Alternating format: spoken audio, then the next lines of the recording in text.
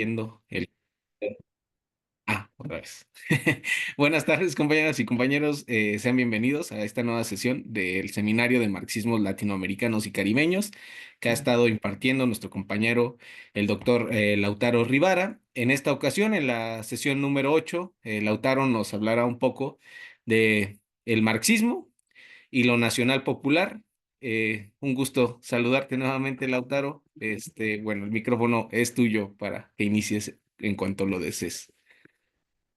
Muy bien, gracias Diego, gracias compañeros y compañeras por acompañarnos otro lunes en este seminario, en esta octava sesión, que bueno, como decía Diego muy bien, está vinculado a abordar, como es ya costumbre en nuestro curso, un amplísimo campo temático y problemático a través de una serie de referencias, por supuesto, naturalmente, del marxismo latinoamericano y caribeño. Tuvimos que comprimir un poquito algunos contenidos por esas dos clases que perdimos con diferentes vicisitudes. Así que bueno, este encuentro es fruto de la síntesis de la síntesis. Vamos a mantener, como los últimos encuentros, esa metodología más rica de hacer una pequeña introducción preliminar, presentar algunos autores, algunos textos, algunos conceptos, algunos enfoques. Después les quiero pasar ahí un videito muy, pero muy breve de apenas unos 7 minutos y que después tengamos el espacio para compartir, intercambiar, hacer un poquito una puesta en común de los contenidos y de la propuesta del día. Esa es un poquito la idea. Me disculpo desde ya, les mandé, soy consciente muy tarde la bibliografía de esta sesión. De todas formas, saben que queda cargada y disponible en el Drive, que ya está circulando hace unas cuantas semanas. Y como verán, les dejé bastante material, como siempre, algunas recomendaciones más básicas, más generales o introductorias, y algunos otros textos o materiales para poder profundizar si así lo necesitan para su formación política, académica o sea cual sea el campo en el que se desempeñen. Entonces, el marxismo y lo nacional popular, ese es el tema del día, con una pequeña bajada, subtítulo, epígrafe que habla de el nacionalismo en el centro y en las periferias, obviamente en este caso hablando de nuestra condición periférica como latinoamericanos y caribeños.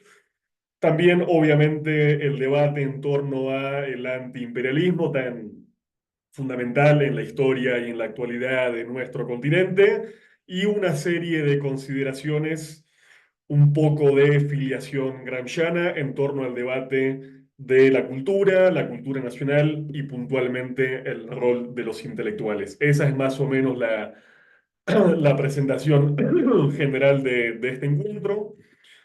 Como les decía, les dejé como textos básicos un fragmento del libro de José Aricó, La cola del diablo, itinerario de Gramsci en América Latina, que es un libro bastante conocido y canónico en torno a la recepción y a la utilización de la perspectiva del intelectual italiano Antonio Gramsci en el acontecer y los debates intelectuales de nuestro continente. Obviamente un autor, José Aricó, sumamente especializado en el estudio de Gramsci e insisto, de su recepción y utilización en nuestro contexto continental.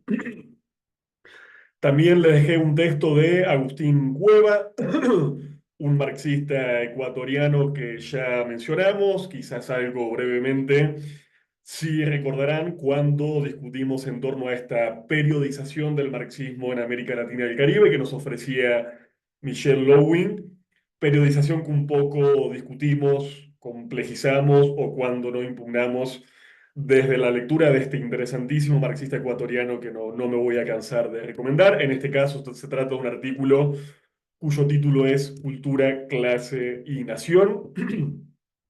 Y en tercer lugar les dejé el texto de un otro autor marxista importantísimo, en mi humilde consideración uno de los más creativos y brillantes de América Latina, que es el boliviano René Zabaleta Mercado, al quien quería que trabajemos en la sesión anterior, pero bueno, la compresión de contenidos, de materiales, no nos permitió darle el tiempo suficiente. Este texto se llama Notas sobre la cuestión nacional en América Latina. Esos son, insisto, los tres textos básicos, elementales, propuestos para esta sesión, aunque voy a mencionar y hacer referencia en mi exposición y después seguramente cuando dialoguemos un poco a unos cuantos otros textos, incluso algún otro de Agustín Cueva llamado El Velasquismo, ensayo de interpretación.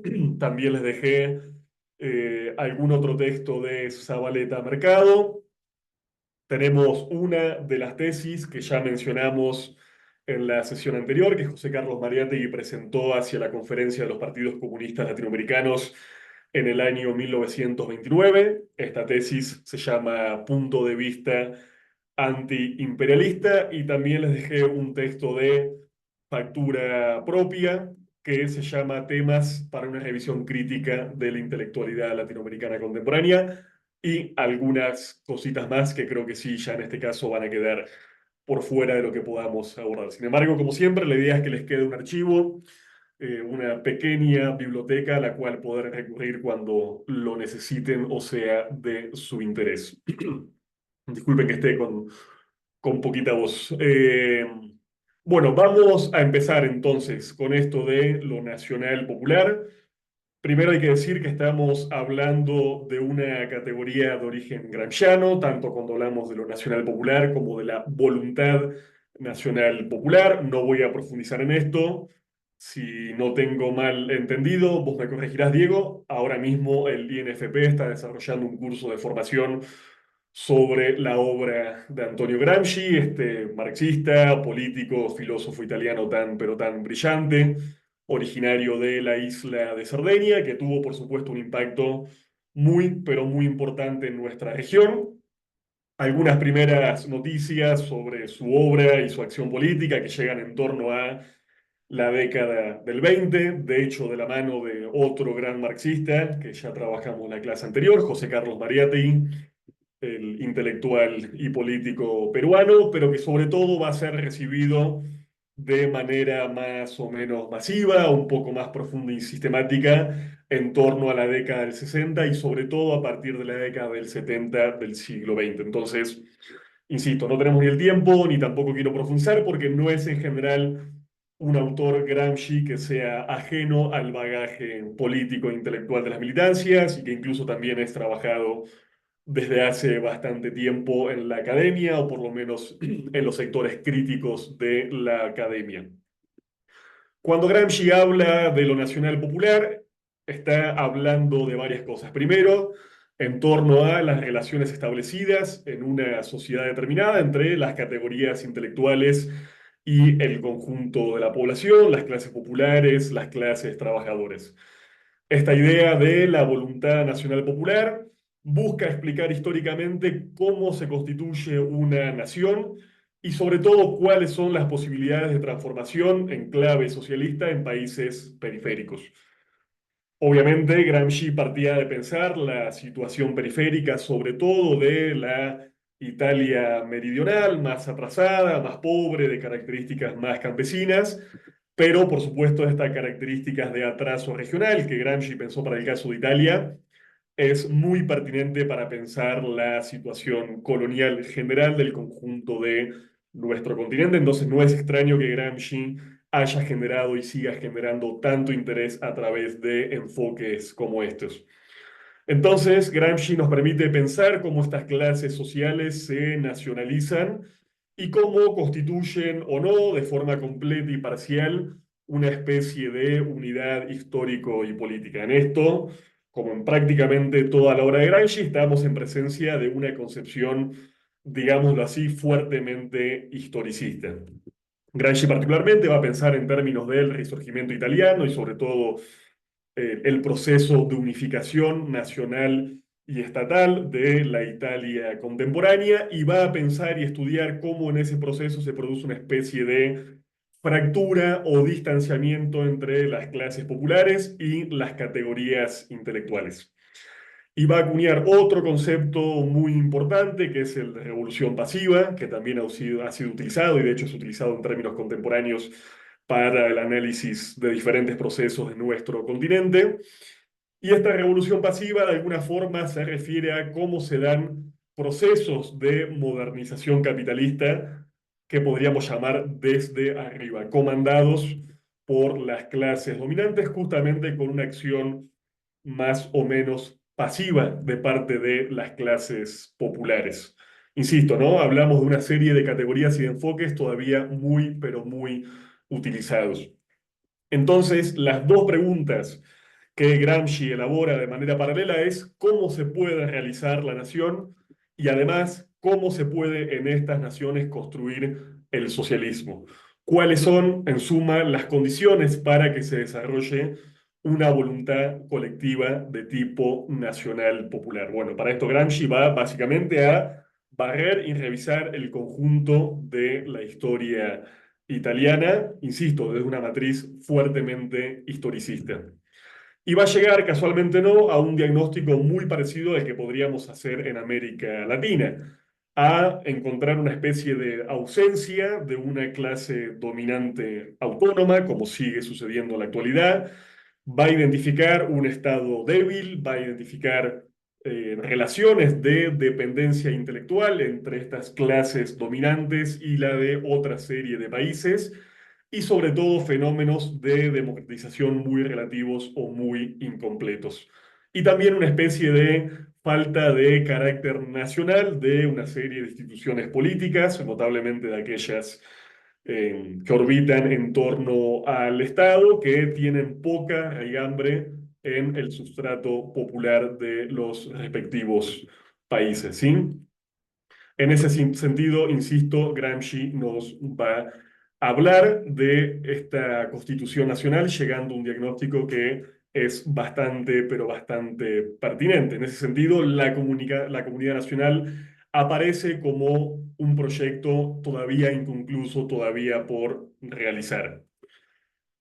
Obviamente, esto, insisto, si alguno ha tenido acceso a la obra de Gramsci en la academia, es un poco más conocido. Toda esta serie de categorías va a ser muy utilizada para estudiar los procesos nacional populares o el llamado populismo en nuestro continente, es decir, una serie de movimientos sociales de masas, de formaciones políticas, de ideologías, de gobiernos o de regímenes políticos completos. Esto va a empezar ya con el análisis del que quizás sea el primer fenómeno de estas características, que fue el APRA en el Perú, un partido del que ya hablamos muy someramente en la sesión anterior, pero también se va a utilizar de forma muy extensiva para estudiar otros fenómenos como el peronismo en la Argentina, el gobierno de Velasco en Ecuador, que no debe confundirse con el gobierno militar de Velasco Alvarado en el Perú, el cardenismo en México, el varguismo en Brasil y tantos otros fenómenos políticos.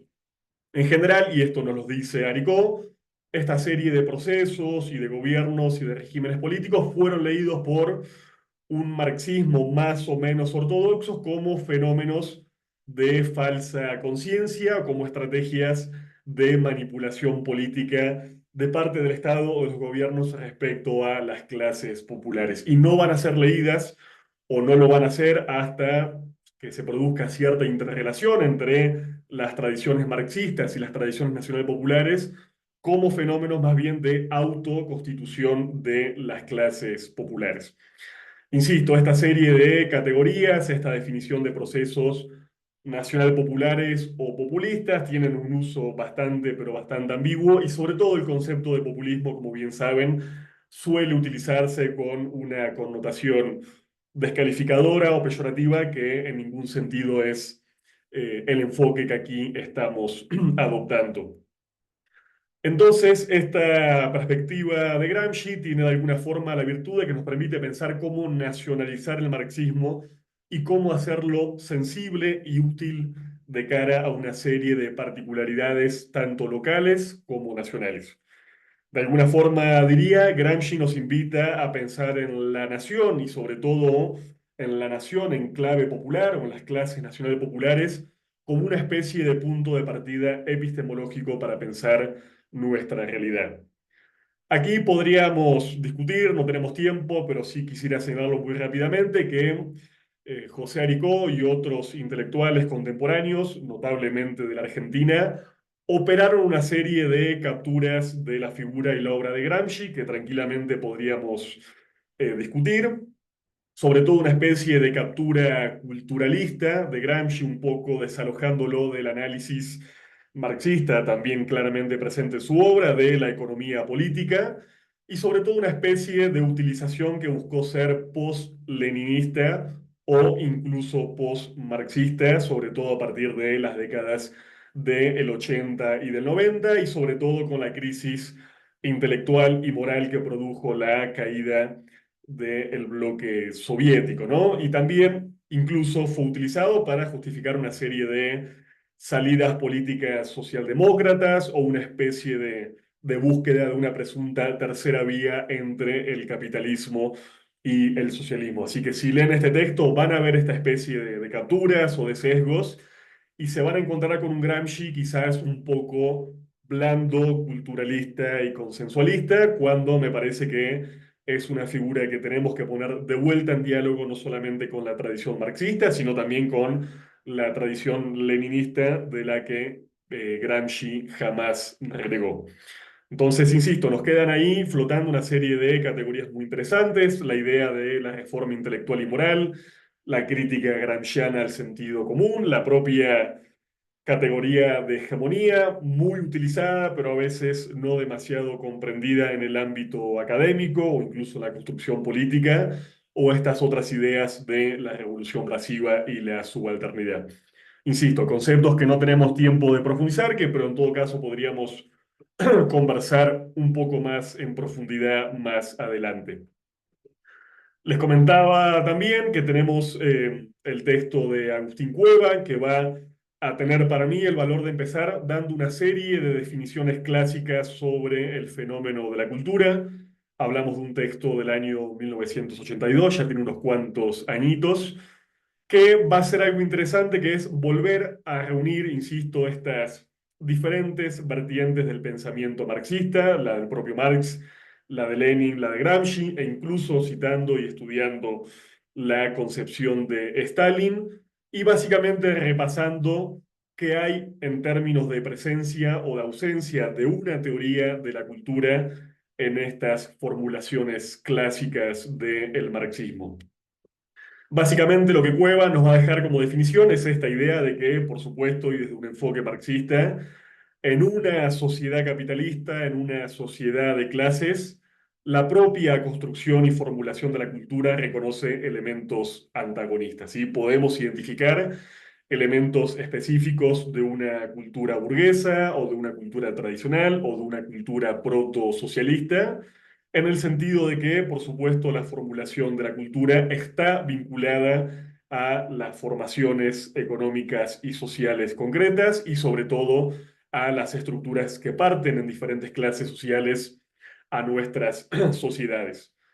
Obviamente estas culturas, y desde aquí, desde un enfoque absolutamente gramsciano, tienen diferentes capacidades de articular la totalidad social y de conferir sentido a la práctica de las diferentes clases.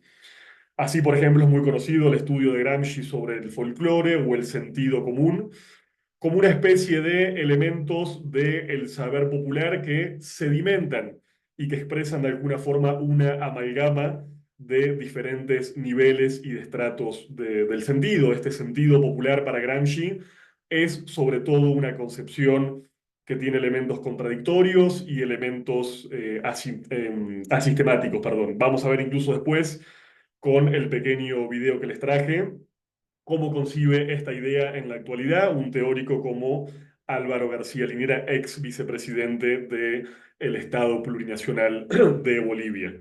Entonces, la cultura, nos va a decir Cueva, de las clases populares, básicamente necesitan de algún tipo de ideología y de sujetos que le ayuden a organizarla y de sistematizarla. Y sobre todo, y esto es importante, Cueva busca discutir con una especie de miradas un poco empiristas o deterministas que pasan a considerar que todo lo hecho o representado por la clase trabajadora en términos de cultura sería una cultura específica de la clase trabajadora. Para Cueva, esto es mucho, pero mucho más complejo y obviamente las clases populares también reproducen de alguna forma elementos de la cultura dominante, si no, obviamente no serían en sentido estricto clases dominadas. Y además nos va a decir Cueva, no todos los elementos de cultura presentes en una sociedad determinada pueden ser sindicados como elementos de una cultura clasista. Algunos simplemente son elementos culturales neutros que pueden o no ser instrumentalizados por una determinada clase dominante y va a dar para esto, por ejemplo, la utilización de la lengua y va a dar algunos ejemplos bastante interesantes de qué rol político o qué instrumentalización puede sufrir una lengua determinada en el caso de una situación periférica como la nuestra. También Cueva se va a preguntar sobre las relaciones entre la cultura y la nación y se va a preguntar por cómo se constituye la fisonomía particular de una nación determinada. Aquí va a tomar básicamente una definición clásica de Stalin que definía la cultura de la siguiente manera, como una comunidad humana estable que estaría históricamente formada, que compartiría un idioma, un territorio, formas de vida económicas y una psicología. Bueno, esta definición muy, pero muy elemental, Cueva la va a criticar, la va a superar con toda facilidad, pero bueno, es interesante, me parece, reconstruir un poco desde dónde parte él para hacer su propia definición de qué es la cultura y de qué es sobre todo una cultura nacional. Cultura nacional que recordemos no podemos estudiar al margen de una estructura y de la historia específica de cada formación económica y social.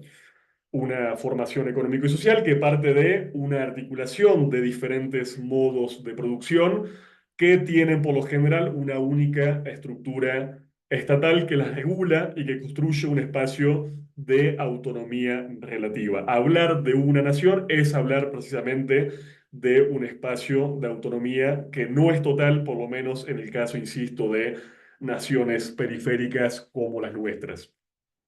Así Cueva nos va a hablar de cómo se dio históricamente la construcción de estas diferentes naciones o estados-naciones en América Latina y el Caribe y va a reconocer que sus desarrollos fueron distintos, como también fueron distintos sus ritmos y sus modalidades. Esto va a depender en buena medida de cuál haya sido, nos dice Cueva, el nivel de destrucción previa de la base precapitalista que tenía cada una de nuestras sociedades. Sobre todo porque estas matrices económicas, societales, culturales, precapitalistas, como ya vimos un poco con la noción de elementos de socialismo práctico, no son totalmente destruidas y desarticuladas, sino que son más bien incorporadas y subsumidas en el mercado nacional capitalista y sobre todo en la economía mundial. Desde aquí, que quizás lo dejo un poco para más adelante, Zabaleta Mercado va a desarrollar también en una reflexión muy parecida a la que estamos viendo con Cueva, una noción como la de sociedades abigarradas. Lo importante es que para estos autores la construcción estatal nacional es un proceso permanente e inconcluso en nuestras sociedades.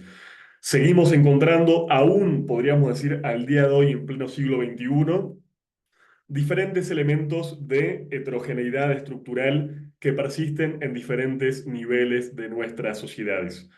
Y esta heterogeneidad tiene que ver fundamentalmente con cómo fue y cómo se da la inserción periférica de nuestros países latinoamericanos en este sistema capitalista e imperialista mundial. No podemos entender ni caracterizar a nuestras naciones y a nuestras respectivas culturas nacionales si no partimos de identificar situaciones muy claras y muy objetivas de dependencia. De alguna forma, lo que nos dice Cueva es que la deformación o la malformación de nuestros aparatos productivos dificulta en generar un tipo de homogeneización del espacio nacional, como encontramos, por ejemplo, en las naciones centrales o en las naciones capitalistas más desarrolladas.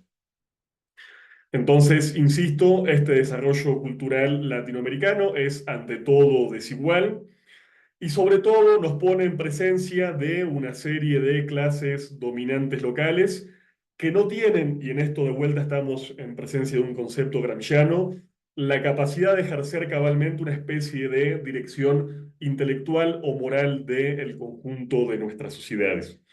Nuestras sociedades para Cueva tuvieron desarrollos fundamentalmente no democráticos, lo cual generó que nuestras respectivas élites no tengan esa capacidad de nutrirse de alguna forma, nos dice Cueva, de la savia popular, que no puedan desarrollar una especie de sólida cultura burguesa, ni tampoco legitimarse como clase en función de ese desarrollo cultural. Por eso encontramos siempre clases dominantes muy dependientes en términos intelectuales y que tienen en general un margen de cooptación de las categorías intelectuales que es bastante limitado. Incluso si uno ve dónde estas élites reclutan sus categorías intelectuales, nos va a decir Cueva, encontramos que muchas veces esto se produce en el seno de las instituciones militares, cuando, por ejemplo, espacios como las universidades o los centros de cultura, en buena parte de nuestra historia han sido más bien hegemonizados por la cultura de izquierda y por la cultura de las clases populares. En ese sentido, me parece, lo que nos cuenta Cueva nos ayuda un poco a entender algo que ya habíamos conversado antes en torno a por qué, por lo menos en buena parte del siglo XX, esta cultura latinoamericana de masas tiene ese perfil claramente popular e incluso en algunos casos claramente socialista. Pensemos en fenómenos que ya hemos mencionado, como la novela indigenista de comienzos del siglo XX, pensemos en el muralismo mexicano, pensemos en el boom de la literatura latinoamericana, pensemos en la pintura, la arquitectura, bueno, una serie de fenómenos y de expresiones culturales que han tenido, insisto, una hegemonía de izquierda bastante, pero bastante importante. Es decir, en síntesis, que si bien la cultura burguesa es naturalmente dominante en nuestros contextos, esta dominación no es completa, no es total, y por supuesto encuentra una serie de resistencias, a veces muy, pero muy importantes. Y acá tengo una pequeña... No, bueno, eso lo voy a dejar para más adelante entonces. Insisto, hasta acá entonces tenemos una breve caracterización de cómo para Cuevas se desarrolla esta cultura nacional y esta cultura latinoamericana en una situación particular que es nuestra situación colonial y nuestra inserción periférica y dependiente en el sistema capitalista mundial. También no quería dejar de mencionarles un texto que es absolutamente pionero en esta perspectiva. Hablamos del texto de José Carlos Mariátegui, punto de vista antiimperialista, como ya les había comentado, una tesis que fue presentada a la Conferencia de los Partidos Comunistas Latinoamericanos en el año 1929. Bueno, esta tesis pionera tiene una serie de ventajas. En primer lugar, que parte de definir claramente la condición semicolonial de los países latinoamericanos. Esto puede ser hoy una verdad de perogrullo, pero bueno, fue un enfoque y una mirada construida desde el marxismo muy interesante en las primeras décadas del siglo XX, que considera que la independencia formal de nuestras respectivas repúblicas no garantiza per se ni la autodeterminación, ni mucho menos, diríamos, en el marco de nuestros debates, la construcción de una cultura nacional autónoma. ¿Sí? Este texto de Mariátegui habla de una creciente penetración imperialista en el continente, de parte, por supuesto, del hegemón norteamericano, y de una especie de ilusión de soberanía nacional cultivada por las respectivas clases dominantes justamente asociadas a esa dominación imperialista. Mariatti igual va a diferenciar la situación de la Centroamérica de aquellas décadas, ya claramente invadida en varios casos directamente por las tropas de los Estados Unidos, de la situación que acontecía en ese contexto en las repúblicas sudamericanas. Sobre todo va a ser una crítica al APRA, a este partido que ya mencionamos, de ideología inicialmente antiimperialista e indoamericanista, que básicamente quería imitar un poco la estrategia del partido Kuomintang en China, proponiendo una especie de colaboración entre las clases trabajadoras y una presunta burguesía nacional. Lo interesante, desnudando esta estrategia que hace Mariátegui, es identificar el carácter intrínsecamente antinacional y antipopular de las clases dominantes locales, sean de tipo burgués o sean clases dominantes más bien agrarias u oligárquicas, ¿sí? Él va a decir que estas clases en general desprecian todos los elementos nativos de la cultura latinoamericana, desprecian lo nacional, lo popular, lo indígena, lo mestizo y en general todo aquello que no sea blanco. Es decir, que para Mariátegui, y eso creo que es una tesis que tiene una cierta vigencia, no hay un factor de identificación nacional común entre las élites dependientes y sobre todo profundamente racistas en sus consideraciones y las clases populares indígenas, negras o mestizas del medio latinoamericano. Entonces también lo que va a hacer Mariátegui, y esto es muy interesante, es ligar claramente una perspectiva de tipo nacional a la perspectiva de tipo antiimperialista y a la búsqueda consecuente de una sociedad socialista. Lo que de alguna forma nos dice, nos sugiere Mariátegui es que no alcanza con practicar un nacionalismo de tipo meramente sentimental o meramente retórico o cifrado en factores raciales o románticos, sino que son las clases populares, las clases trabajadoras, aquellas que pueden de manera consecuente llevar adelante una serie de reivindicaciones de tipo cabalmente nacionalistas y obviamente cabalmente antiimperialistas. También Mariátegui va a pensar un poco qué pasa con las clases medias, con las categorías sociales intermedias, de alguna forma sensibles a las narrativas nacionalistas, pero a la vez y fundamentalmente, nos dice Mariátegui, muy dependientes de la oferta de empleo o del acceso a una serie de privilegios en el marco del Estado o en el marco, por ejemplo, de las relaciones de dependencia con las potencias extranjeras. Y bueno, Mariátegui va a cerrar estas famosísimas tesis con un parrafito, con una frase muy, pero muy conocida que me gustaría compartirles, que decía, y cito, somos antiimperialistas porque somos marxistas, porque somos revolucionarios y porque oponemos al capitalismo el socialismo como sistema antagónico, llamado a sucederlo. Porque en la lucha contra los imperialismos extranjeros cumplimos nuestros deberes de solidaridad con las masas revolucionarias de Europa. Insisto, una frase, un párrafo que de alguna forma logra sintetizar todos los elementos que él presenta en este punto de vista antiimperialista. Bueno, también hay bastante para conversar sobre el tema del texto de Zabaleta, de la constitución de las clases nacionales. Eso lo voy a pasar un poco por ahora. En todo caso, lo retomamos hacia el final, porque quería terminar refiriéndome más bien a el debate del rol de los intelectuales, una preocupación, insisto, también tributaria de la obra clásica de Antonio Gramsci.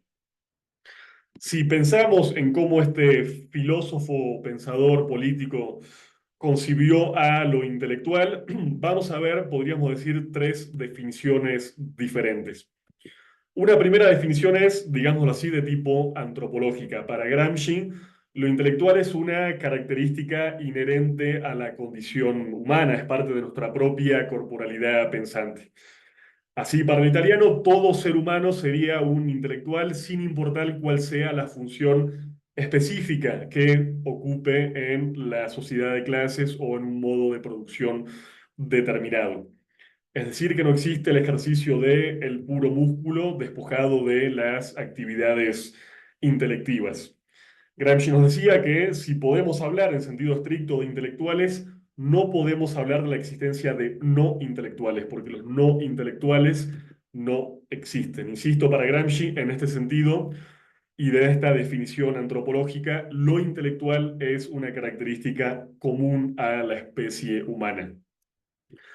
Pero hay una definición, si se quiere, un poco más concreta, más específica, de tipo relacional o sociológica, que parte de preguntarse si los intelectuales son un grupo social autónomo o si cada grupo social tiene su propia categorías de intelectuales.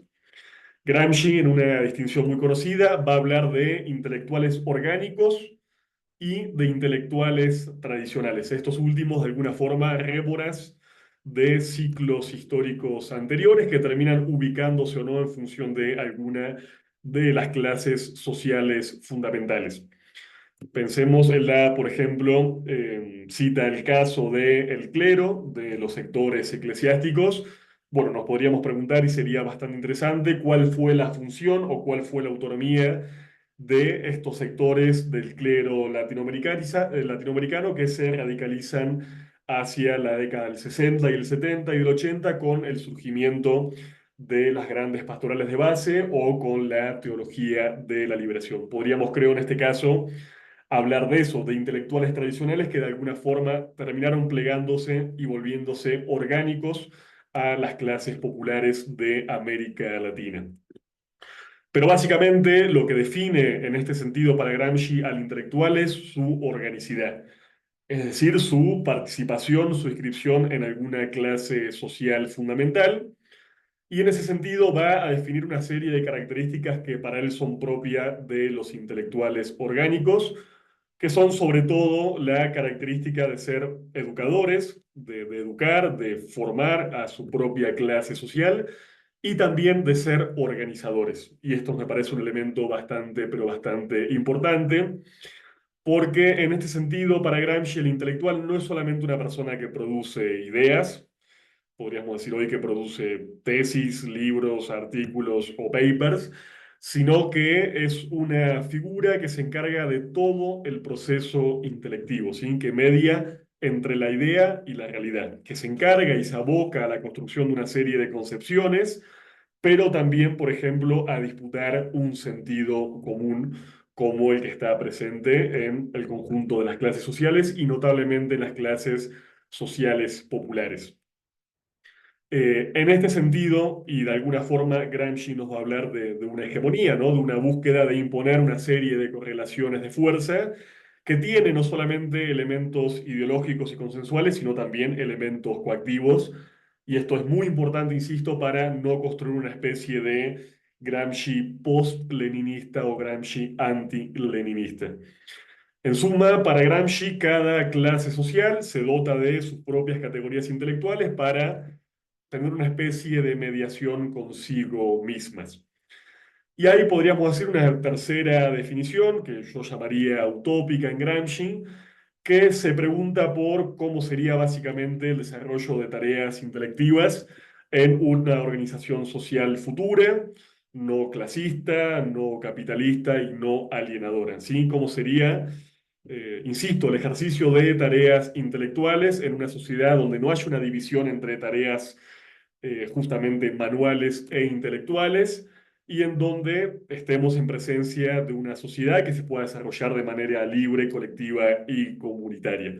En ese sentido, de alguna forma, insisto, esta intelectualidad que vimos como cualidad humana intrínseca, pero también como una función social específica, podrían religarse en un futuro no capitalista.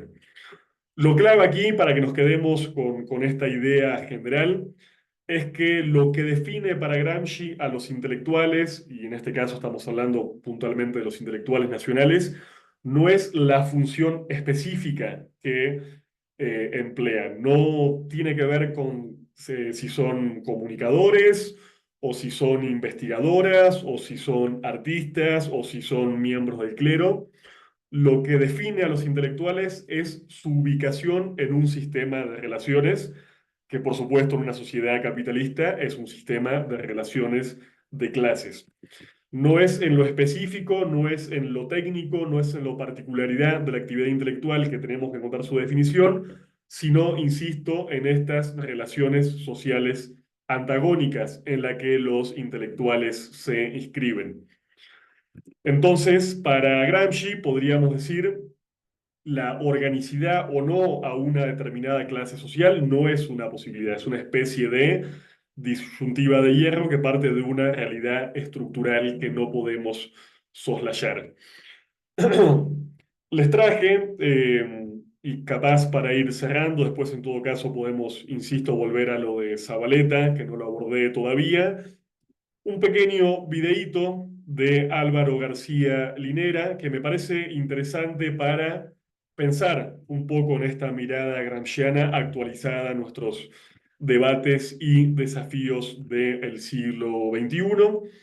Así que bueno, le pido a los compañeros que están por ahí en los controles si nos hacen el favor de pasar este videíto muy breve. Son apenas 7 minutos de una intervención de Álvaro García Linera en un encuentro de intelectuales que fue realizado ya hace algunos años en Caracas. Así que si les parece, los escuchamos, les hago algunos comentarios más y pasamos al intercambio y a la parte del debate. Claro, ¿se puede ver la pantalla del video? Perfecto. Sí, sí, Luis, lo vemos perfecto. Si usamos todos los medios posibles. Y si nosotros no llegamos a ese lugar, no podemos ganar. La batalla se la logra si usamos todos los medios posibles, todas las herramientas posibles. Discurso, organización, libros, televisión, novelas, chistes, bromas, teatro, dibujo, todos los medios posibles de expresión del arte y del espíritu humano para transformar los esquemas más profundos del orden ético y del orden lógico con que las personas simples, sencillas, organizan su vida, organizan su mundo. Este es el gran reto de nuestras revoluciones, presidente. Este es el gran reto. Hemos avanzado muy bien. Es más fácil hacer una revolución que profundizar la revolución. Porque es fácil hacer una revolución aprovechando la crisis del orden neoliberal.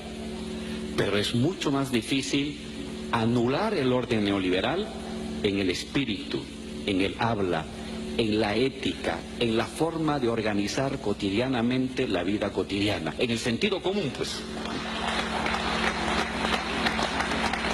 Ese es nuestro reto, presidente Maduro, y ese es el reto que tenemos los intelectuales. Tenemos que salir de la academia, no abandonar la academia, salir de la academia. Yo veo a muchos intelectuales en Europa, presidente, haciendo hermosos libros que uno lo lee. Pero ese libro lo están leyendo 100 personas y protestan contra el neoliberalismo. Porque ese intelectual que escribe un hermoso libro no va a la calle, no va al barrio, no va al sindicato. Tenemos que hacer eso. Y hay que convencer al que hace la telenovela, al guionista de televisión, al guionista de teatro. Hay que hablar con el artista, hay que hablar con el que hace radioteatro, hay que hablar con el que hace presentación de música. Hay que irradiar un nuevo sentido común revolucionario, que es irradiar un nuevo esquema espiritual que nos permite ordenar ética y lógicamente el mundo. Tenemos una tarea gigantesca, presidente.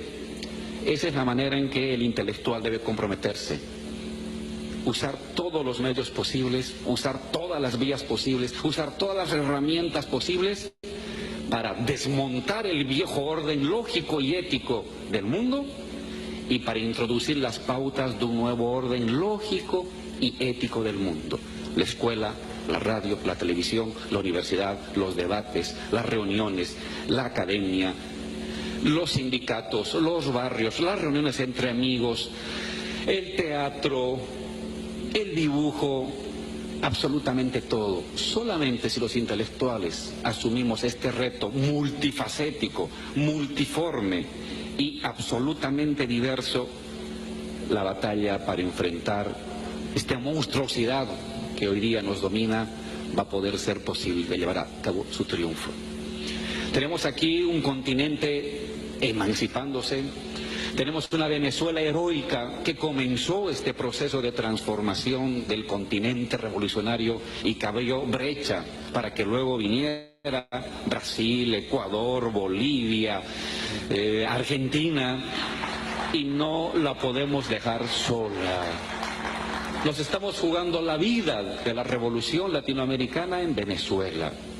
Nos estamos jugando el destino de los procesos latinoamericanos acá en Venezuela. como lo fue hace 200 años. Fueron los ejércitos libertarios venezolanos que permitieron el triunfo frente al colonialismo. Fueron los ejércitos de este siglo, chavistas, que abrieron esta nueva senda de lucha.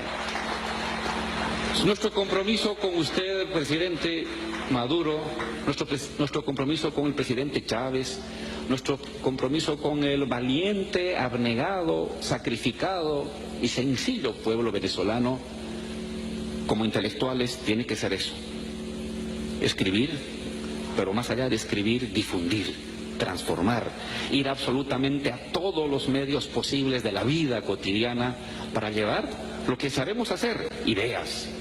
Pero esas ideas y esos esquemas tienen que convertirse en sentido común, en hábito, en juicio y prejuicio, en conciencia y preconciencia de la gente. Y para eso tenemos que utilizar todos los medios.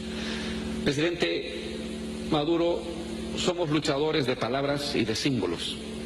Esa es nuestra misión. Para eso hemos estado, para eso hemos estudiado.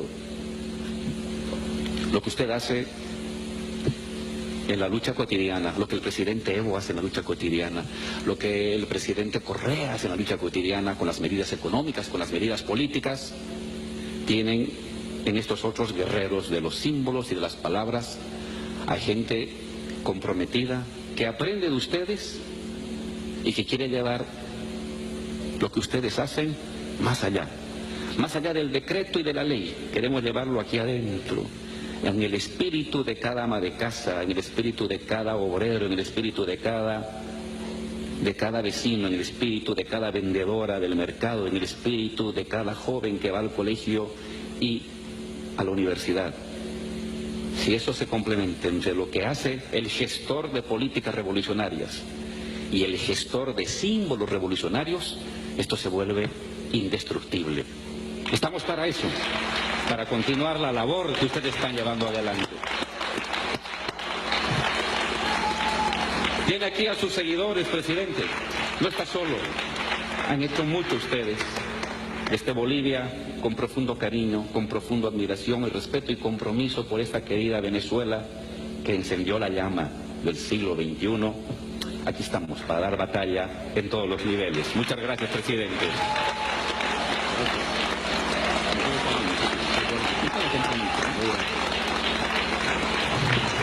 ¡Que viva Bolivia! Bolivia TV. Gracias, qué hermosa palabra de un hombre, un intelectual orgánico, como llamó Gramsci, pues, Mariátegui. Mariátegui, que fue nuestro Gramsci. ¿Gastritis? ¿Reflujo? Prueba otro nivel de alivio con Alka-Defense, tecnología inteligente.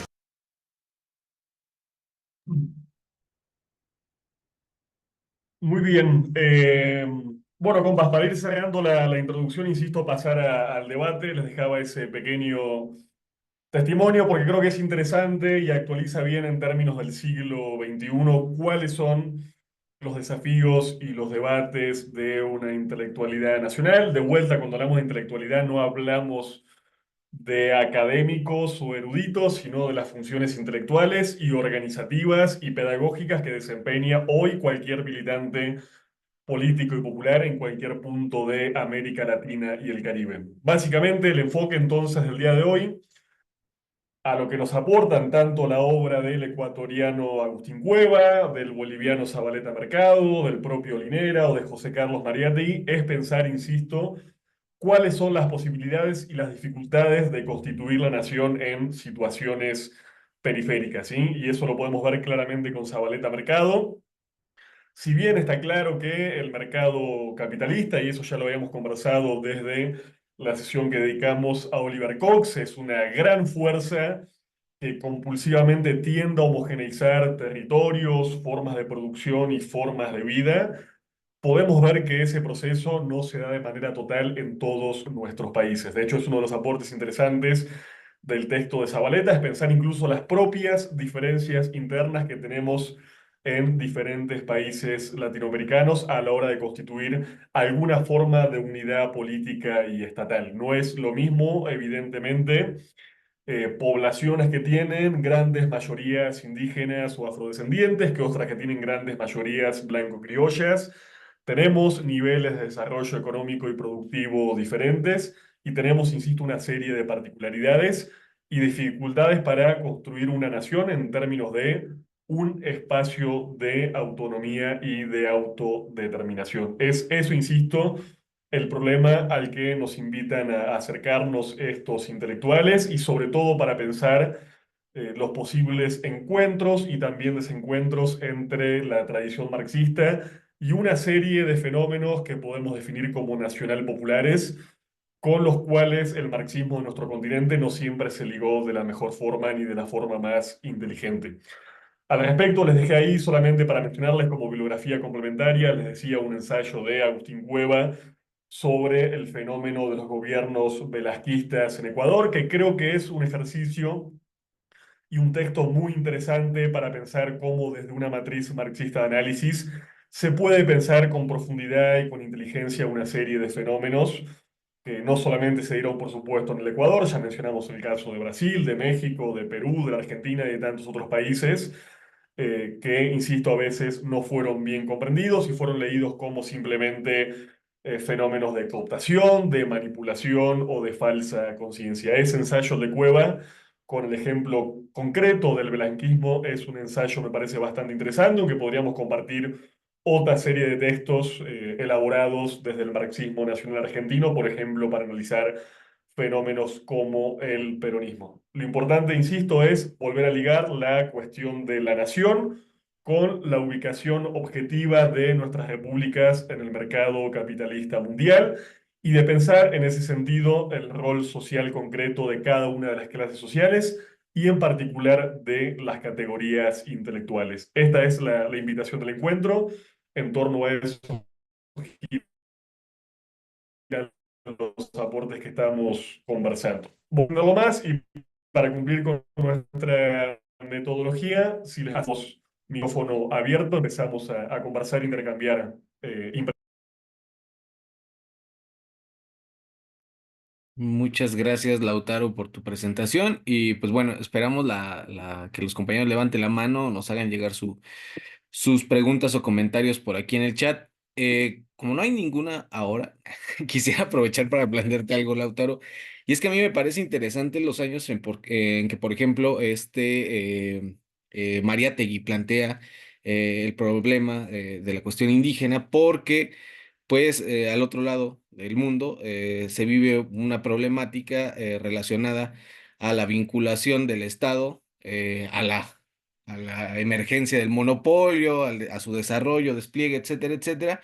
Y parece ser que allá lo nacional es sinónimo de un Estado autoritario, ¿no? Sin embargo, de este lado, pues lo que vemos es el potencial crítico y democrático de las disputas nacionales y populares, en un sentido que va muy de la mano también con el trabajo que los intelectuales tienen en eso que algunos denominan, ¿no? Que es el uso casi público de la razón, ¿no? Seguir contribuyendo a un ejercicio deliberativo para que pues las instituciones no se anquilosen y no devengan en un medio para la limitación de la libertad y no más bien para su proliferación, ¿no? Entonces, pues no sé, algún comentario un poco para que podamos evaluar, ¿no? O sea, el monopolio está a todo lo que da a principios del siglo XX, y por qué acá en América Latina justo la cuestión nacional más bien nos lleva en otra dirección, ¿no? El Estado y la nación no como vehículos de dominación, sino como vehículos de liberación y democracia, ¿no? Bueno. Algunos comentarios también. Está la compañera, perdón, el compañero Matías. Adelante, compañero Matías, le escuchamos. Muchas gracias, sí. Un poco me anduve acordando con este tema del nacionalismo más populista, más de un carácter más material. Eh, Me estuve acordando un poquito de Manuel Rojas, un escritor de acá de Chile, que era un anarquista sindicalista. eh, y que un poco hablaba del patriotismo cuando él era joven, en sus pasquines anarquistas a los 14 años, y justamente defendía este amor, digamos, popular por la tierra en la que uno nace y las relaciones que se construyen ahí. Eh, por otra parte, me estoy educando en este momento para ser profesor de lengua y literatura. em, y, y veo muy claramente que en efecto se están tensionando un poco la construcción de relaciones en el medio educativo. Eh, por un lado, hacia la invisibilización de las relaciones a través de fomentar un currículum más competitivo en torno a las disciplinas, qué sé yo, como una matemática que cada vez más tiende a la economía, como si fuese una cosa más matemática que de carácter social. Aquí en Chile, por lo menos, en el ramo de matemática, en la asignatura de matemática, están involucrando fuertemente las disciplinas económicas. Eh, por otro lado, tenemos intentos mercantiles como Kitsania, no sé si los conocen en otros lados, que son estos espacios donde se lleva a los niños desde muy chicos a interactuar, que si son bomberos, policías, y una serie de roles que van jugando, entre comillas, y que en el fondo replican eh, la sociedad capitalista tal y cual la conocemos. Y les enseñan, digamos, a interactuar, a intercambiar bienes y mercancías unos con otros. Y por otro lado, cómo en la educación se ha vuelto más clave el avanzar hacia la educación basada en proyectos, por ejemplo, porque eso permite generar nuevas relaciones eh, entre los estudiantes. Eh, Hay algunos casos bien interesantes de profesores en sectores rurales, por ejemplo, en que involucran a sus escuelas, a sus estudiantes en parte de sectores productivos de sus localidades y eh, ayudan a que esas localidades de alguna forma se desarrollen y se comprendan mejor entre ellos. No sé, me parece muy interesante el trasfondo teórico que ustedes están otorgando a estas cosas que, digamos, me están movilizando este estudio. Muchas gracias. Gracias, Matías, por tu comentario. Ya hay también una pregunta acá en el chat de Alfonso Forcel, Lautaro, y nos pregunta, considerando que, que los postulados decoloniales, perdón, son críticos del Estado-Nación en tanto extensión del colonialismo interno tutelado por élites criollas y mestizas eurocentrados, ¿cómo podríamos conciliar las demandas de autonomía popular identitaria antiestatales con un proyecto nacional popular subalterno? Y por último, tenemos también la mano levantada del compañero Cuauhtémoc. Adelante, Cuauhtémoc. Ah, no lo mencioné, pero vamos a poner un pequeño contador para que tratemos como de ser breves y todos alcancemos a participar. Adelante, compañero, te escuchamos. Ya ahorita activo esa aplicación. Listo.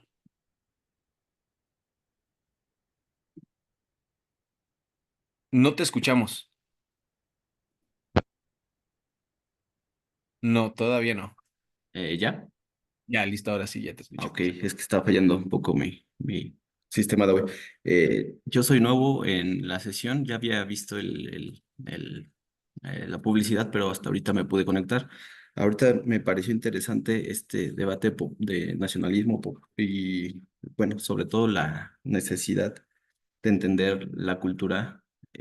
Me pareció, bueno, ahorita yo estoy trabajando un poco temas de complejidad, sistemas complejos adaptativos, y creo que un elemento necesario para incluir y entender la cultura en esta época y desde esta perspectiva es incluir, por ejemplo, a la geografía, ¿no? Hay que incluir demasiado de esto, pero también lo que tiene que ver con la conformación de la identidad y cómo afecta los sistemas productivos, no solo regionales, sino de una comunidad específica, ¿no? O sea, estamos hablando de que el territorio es generador de costumbres, de formas de producción pues le da una especificidad, ¿no? A cada comunidad. Estoy hablando un poco sobre todo de temas de comunidad y campesinado. En los estudios que he trabajado recientemente, pues estoy viendo que pues en un cambio de una región a otra hay pues una conformación identitaria pues muy particular, y pues esto pues afecta demasiado pues la integración entre pues las diferentes regiones, ¿no? Por ejemplo, ahorita estoy en Michoacán y la variación de clima de un lugar a otro pues afecta radicalmente las costumbres. Entonces, para nutrir este tema de cultura, pues hay que introducir estos elementos complejos, ¿no? No previstos, ¿no? El medio ambiente, la región, la geografía, y básicamente ese es mi aporte. Lautaro, ¿ya hay más preguntas en el chat? ¿Quieres que las leamos o pasas a... Hacemos como ronditas, si les parece, así no me pierdo yo con tanto aporte y cosas. Hacemos como rondas de 4 o 5 preguntas, ¿sí? Perfecto, bueno, creo que falta una para las 4, entonces te leo una pregunta de Luis. No, ya tengo 4, ya tengo Ah, 4. ya tienes 4. Perfecto, perdón, Lautaro, adelante. No, perdón, para no perderme yo y estar a la altura de la conversación iniciada. Primero con lo que decías vos mismo, Diego, me parece que ahí tengo una cita de hecho a la mano y creo que es un elemento importante para entender lo que estamos discutiendo hoy, que es intentar definir las características de un nacionalismo de las periferias y no confundirlo con las características de un nacionalismo propio de los países centrales. Diferencia que, insisto, está fundada en criterios marxistas de nuestra ubicación objetiva en el sistema capitalista mundial y de las características propias de formaciones sociales periféricas y subalternas con nuestra historia específica, nuestra estructura de clases y demás. Creo que todos estos autores y enfoques que estamos viendo tienen eso en común, sin importar cómo caractericemos el fenómeno nacional o nacional popular en nuestro continente. No podemos hacerlo equivalente a ese fenómeno, al fenómeno nacional de los países centrales. Y tengo una definición aquí de un texto de Mariátegui que me parece que es no solamente temprana, sino bastante elocuente al respecto.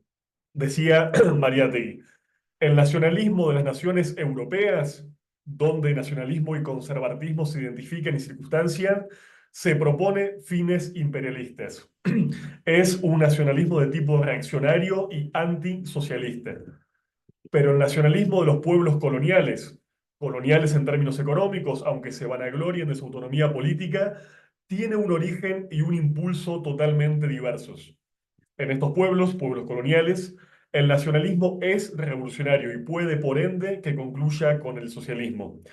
En estos pueblos, la idea de nación no ha cumplido aún su trayectoria ni ha agotado su misión histórica. Insisto, este enfoque de Mariátegui, que podríamos pensar en ese sentido bastante afín a la perspectiva que estábamos conversando del filósofo Antonio Gramsci, parte de esa necesidad de diferenciar en términos objetivos el fenómeno nacionalista en el centro y en la periferia, algo que también, insisto, ya había trabajado en nuestro contexto y lo vimos con el caso de Oliver Cox.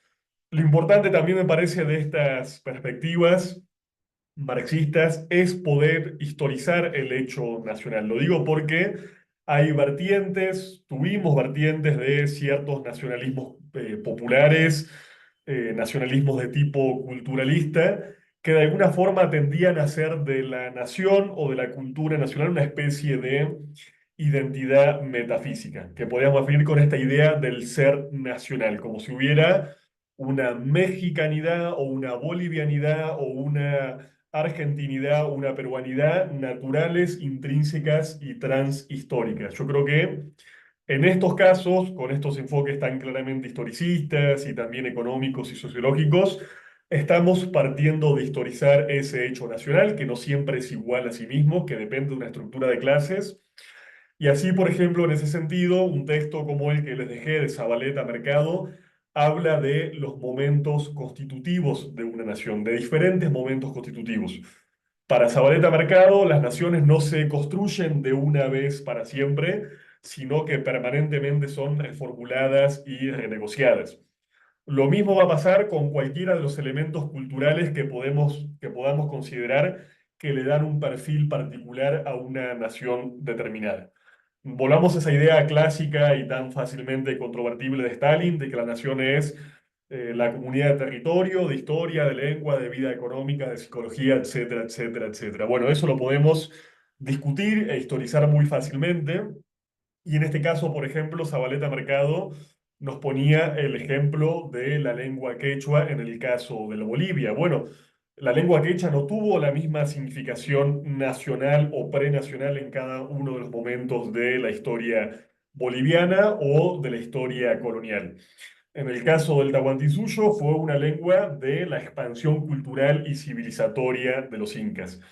En el momento de la colonia, el quechua fue utilizado como lengua franca para de alguna forma poder, bajo una sola lengua, embutir una serie de diversidades sociolingüísticas y facilitar el hecho de la evangelización de los pueblos indígenas. Y el quechua, en tiempos de la República señorial y oligárquica, se vuelve la lengua propia de una comunidad indígena en particular, constituida como una minoría discriminada y colocada al margen del Estado. Insisto, en este caso, la lengua, como un elemento cultural, tiene significados muy diferentes en esta historia nacional y podríamos decir exactamente lo mismo de casi cualquier elemento específico de cultura que podamos identificar en nuestros países. Entonces, insisto, el aporte me parece que hace el marxismo para pensar el fenómeno nacional y la cultura nacional es historizarlo y ponerlo en el entramado de una serie de relaciones socioeconómicas. Eso en el texto de Zabaleta Mercado está muy claro y por eso él va a hablar de la cultura nacional en relación a una serie de formaciones económico y sociales particulares y distintas en cada uno de nuestros países. Después, obviamente, decir, y esto creo que es un punto de partida importante, no lo mencionamos, que tenemos y tuvimos, por ejemplo, en el conjunto del siglo XX latinoamericano, pero podríamos decir lo propio para el siglo XXI, una serie de revoluciones que en muchos casos fueron animadas por una serie de orientaciones socialistas, marxistas o emancipatorias de diversa índole, pero que fueron en todos los casos, no casualmente, revoluciones claramente nacionales. Creo que en eso, insisto, el enfoque de Gramsci y de estos intelectuales es interesante, en tanto la revolución, sin importar si propende o no a un horizonte global e internacional, tiene siempre una forma de origen nacional.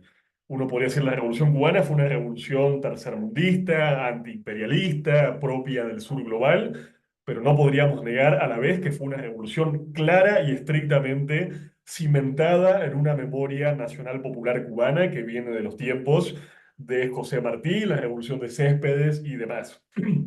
Lo mismo podríamos decir, quizás de forma mucho más compleja y contradictoria, de la revolución boliviana del año 52, de la revolución mexicana. En cada caso podremos analizar cuál es la presencia de los elementos nacional populares en cada acontecimiento revolucionario, pero estos procesos emancipatorios, en todos los casos, siempre tuvieron una forma, me parece, claramente nacional, que no podemos negar y que estos autores nos ayudan a entender y comprender un poco mejor.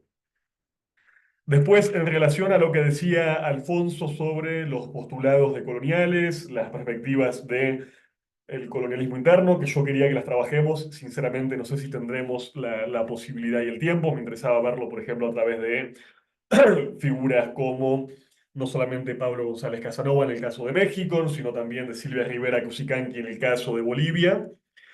Bueno, creo que Alfonso plantea una pregunta interesante que de alguna forma podemos resolver con esta idea y esta categoría de Zabaleta Mercado de formaciones sociales abigarradas o de sociedades abigarradas.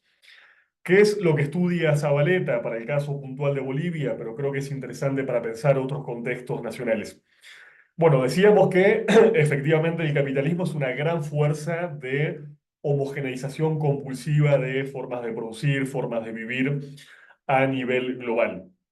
pero también lo habíamos conversado en la sesión dedicada a Mariátegui, habíamos visto que el capitalismo no es una fuerza que destruya ni disuelva todas las formas de organizar y de producir la vida de características precapitalistas.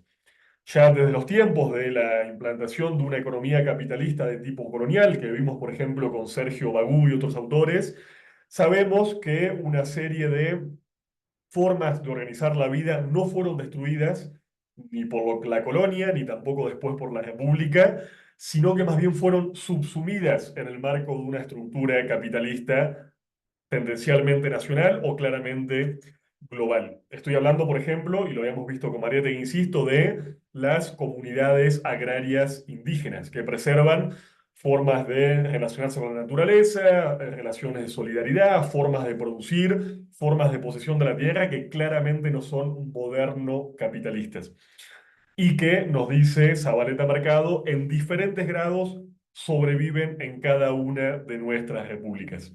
Bueno, es esa supervivencia, podríamos decir, la que llevó a Zabaleta a hablar de formaciones sociales abigarradas, es decir, de estructuras estatales o protoestatales donde ya no solo coinciden más de un modo de producción, que es lo que indicaba, por ejemplo, la idea de una formación económica y social.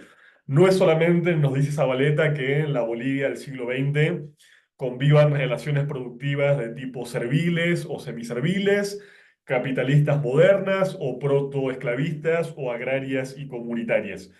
Es que encontramos una diversidad de tipos sociales, no solamente muchos modos de producción, sino diferentes sociedades conviviendo de forma inestable y a veces conflictiva bajo una misma estructura política.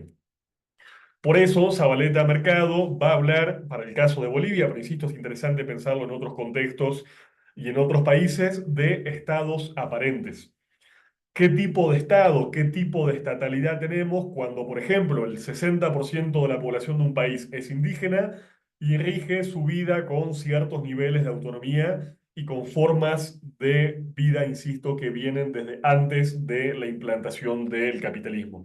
Bueno, Zabaleta nos dice el Estado se vuelve una entidad aparente, una especie de ficción jurídica que según la Constitución rige para cada uno de los ciudadanos así definidos de la República Boliviana, pero que en términos prácticos no organiza la vida, ni imparte la justicia, ni garantiza las estructuras de autoridad, ni regula mucho menos la vida económica en buena parte de esas sociedades.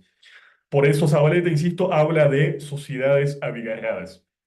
Esto de lo abigarrado refiere a, de alguna forma, la mezcla, el solapamiento, ¿no? No es la idea de diversidad en un sentido de diferencias, digámoslo así, horizontales. Es la confusión y la mezcla de formas de vida e incluso nos va a decir Zabaleta de tiempos históricos diferentes que pueden vivir bajo una misma entidad política y jurídica. Obviamente la respuesta a esto que planteaba Alfonso, a esta contradicción entre formas estatales, ¿no? Con sus elementos coactivos y dominadores y discriminatorios, no la podemos resolver en términos puramente teóricos, pero creo que un caso como la Bolivia contemporánea, del proceso de cambio, creo que aportó alguna especie de propuesta política y también de una idea de refundación del orden estatal bastante interesante bajo esta idea de un Estado plurinacional. Bajo esta idea, que por supuesto seríamos extemporáneos, no la tenía Mariátegui en la década del 20, ni la tenían estrictamente, me parece, Agustín Cueva ni Zabaleta Mercado, de pensar que construir un orden nacional podría ser más bien construir un orden plurinacional, es decir, estructurar y reconocer diferentes naciones bajo una forma de unidad jurídica y política, el Estado sí, que no negamos, pero que pasa a admitir una serie de diversidades y diferencias que, insisto, me parece Zabaleta había un poco definido muy bien con esta idea de las sociedades abigarradas. Quedó un poco la idea, y con esto cierro, de lo que decía Cuauhtémoc sobre justamente, ¿no? Estas comunidades y estas estructuras de vida indígenas o campesino-indígenas, o en muchos casos también, por ejemplo, afrodescendientes, que siguen existiendo y preexistiendo en nuestros países y que podemos pensar, utilizando esa idea tan interesante de Mariátegui y de los elementos de socialismo práctico, no como un obstáculo para construir un Estado-nación, y no para pensar que un Estado-nación tiene que ser construido a imagen y semejanza de las naciones periféricas, sino pensar justamente, bueno, cómo se construyen formas de unidad, sobre todo estatales, en contextos periféricos como los nuestros, con sociedades profundamente abigarradas como las que tenemos. Insisto, creo que esta idea de la constitución de un orden plurinacional es lo más avanzado que hemos elaborado en nuestro continente y me atrevo a decir a nivel mundial para solucionar estas contradicciones que mencionaba Alfonso.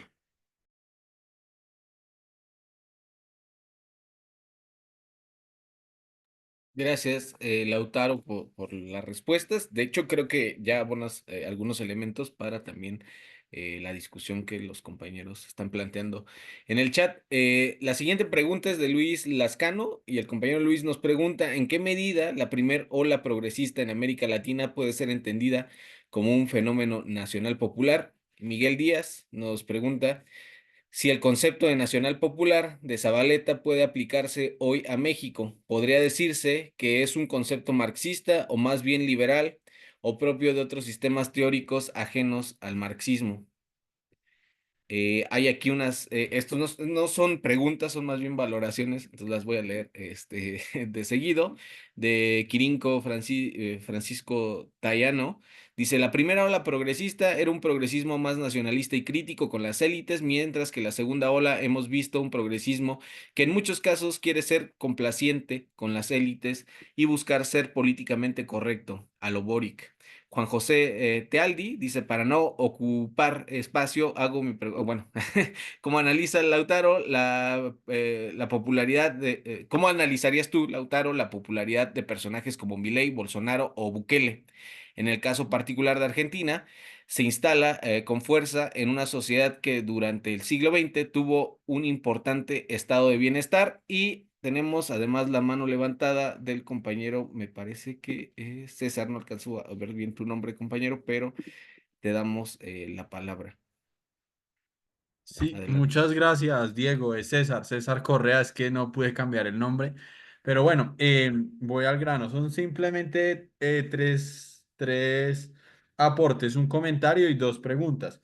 El primer comentario con respecto a lo que nos explica Lautaro del nacionalismo popular, me parece que fue muy diciente lo que sucedió en la posesión de la compañera Claudia Sheinbaum cuando ella, para mí fue muy interesante, cuando ella leyó como el ideario de su gobierno y el ideario de Morena, precisamente basado en toda una tradición de intelectuales populares mexicanos. A mí hago la conexión con lo que nos explica la autora Lautaro sobre el nacionalismo popular y paso a preguntar eso, o sea, ¿lo podríamos entender ese ideario como un ejemplo de nacionalismo popular?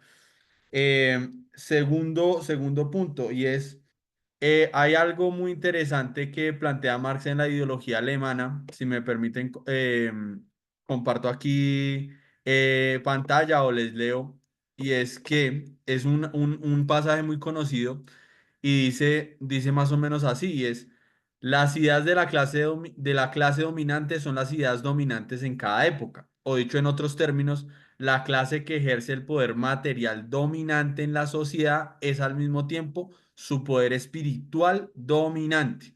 Y aquí viene en lo que quisiera hacer énfasis, y es la clase que tiene a su disposición los medios para la producción material, dispone con ello al mismo tiempo de los medios para la producción espiritual, lo que hace que se le sometan al propio término las ideas de quienes carecen de los medios necesarios para producir espiritualmente. Entonces ahí mi pregunta es, creería que, siguiendo como la línea de lo que nos ha expuesto Lautaro de Gramsci, y es que un propósito de nosotros los sectores populares no solo es socializar los medios de producción material, sino también los medios de producción espiritual, ¿sí? Siguiendo lo que decía Marx y lo que dice también, pues, Álvaro García Linera. Y en último, y cierro, y la pregunta es, si se habla de un nacionalismo popular, ¿Se podría hablar también de un internacionalismo popular?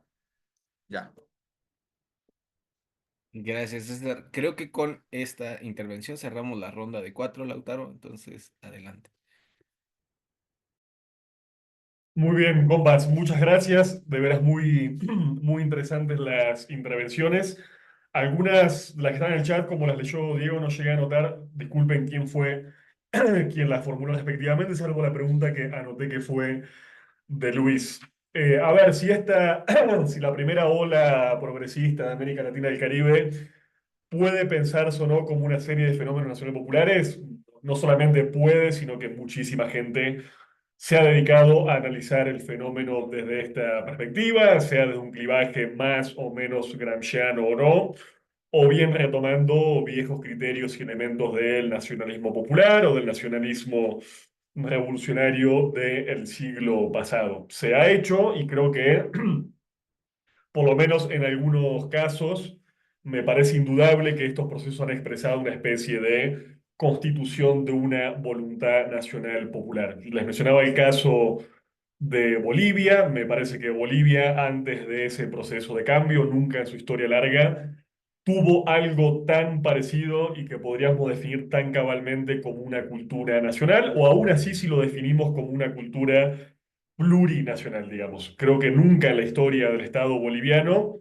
el conjunto mayoritario de las clases populares en ese contexto y en ese país, sobredeterminadas por su carácter indígena o campesino indígena, tuvieron realmente una presencia, pero no solamente una presencia y un reconocimiento estatal, sino que de alguna forma su cultura tendió a convertirse también en la cultura del conjunto de la nación. Incluso podríamos pensar, y esto también es algo que me interesa bastante, habíamos mencionado el caso de Haití, cómo yéndonos para otro siglo, a comienzos del siglo XIX, la revolución haitiana fue la primera en lograr que la cultura justamente de las clases populares, en ese caso afrodescendientes, esclavizadas, ex esclavos o cimarronas, se convirtiera en la cultura del conjunto de la nación. En ese caso hablaríamos de elementos como la lengua creol, la religiosidad vudú, las formas de asociatividad campesinas, etcétera, etcétera. O pienso en otro caso o ejemplo concreto, pensemos en la Venezuela de los tiempos más heroicos durante la presidencia de Hugo Chávez, una figura que fue fuertemente historicista, y esto creo que es bastante interesante. Ya Antonio Gramsci nos había dicho que los grandes líderes populares son siempre grandes historicistas, básicamente porque todo nacionalismo popular o todo nacionalismo revolucionario es, quieras o no, una forma de revisionismo histórico. Constituir la nación y sobre todo convertir a las clases populares en clases cabalmente nacionales tiene que ver siempre con disputar una serie de narrativas históricas nacionales, constituidas obviamente desde los tiempos de las primeras independencias por las élites blanco-criollas y sobre todo por el momento de consolidación de los estados nacionales, que en la gran mayoría de nuestros países, y no en todos, fue comandado por clases liberal-oligárquicas, insisto, montando una serie de narrativas que excluían sistemáticamente a lo popular, a lo mestizo, a la otredad del relato de qué constituye la nación.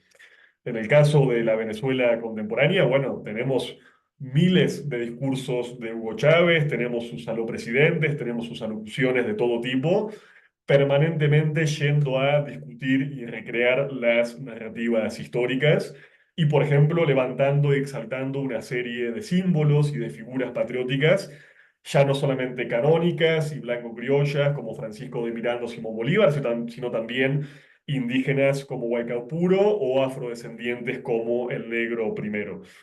Claramente el proceso venezolano, la Venezuela chavista, creo que fue un proceso nacional popular en este sentido, y un poco siguiendo esas consideraciones o esos pronósticos de José Carlos Mariatti y de la cita que él leía, en ese caso por lo menos, esa idea de lo nacional popular tan radicalizada tendió o buscó construir relaciones, si no de tipo socialistas, por lo menos de tipo post-neoliberales, incentivando formas de vida comunitaria, refundando el Estado, introduciendo una serie de modificaciones. Creo que podríamos pensarlo Más bien que decir si la primera ola progresista fue o no nacional popular, pensar en cada caso nacional concreto qué importancia relativa tuvo efectivamente el fenómeno nacional popular y si lo que se construyó fue realmente una voluntad nacional popular emergida desde las propias clases trabajadoras, o si más bien, utilizando también otra categoría gramsciana, estuvimos en proceso, digo porque también ha sido utilizado este enfoque teórico, de revoluciones pasivas, es decir, de una serie de procesos de transformación social, de modernización económica, de ampliación de derechos, que más bien habrían sido conducidos desde arriba por una serie de élites que tenían en ese momento el comando del Estado. Insisto, voluntad nacional popular o revolución pasiva son dos elementos y dos tendencias que podemos encontrar en todos estos procesos de cambio progresistas de izquierda de la primera ola latinoamericana, y creo que si lo discutimos podremos coincidir en que todos esos elementos aparecen en general un poco más atemperados en los procesos de la segunda ola, o por lo menos en aquellos países en donde tenemos una especie de reedición de los gobiernos progresistas en una especie de versión 2.0, ¿no? Pero bueno, creo que sí, sí, obviamente son hechos interesantes para cruzar y como les dije, muchos y muchas intelectuales se han encargado de hacerlo. Después, si esta idea de lo nacional popular puede aplicar solo a México, vuelvo a decir, creo que estas dos ideas de voluntad nacional popular y de elementos de revolución pasiva son, creo, también interesantes para pensar el caso mexicano.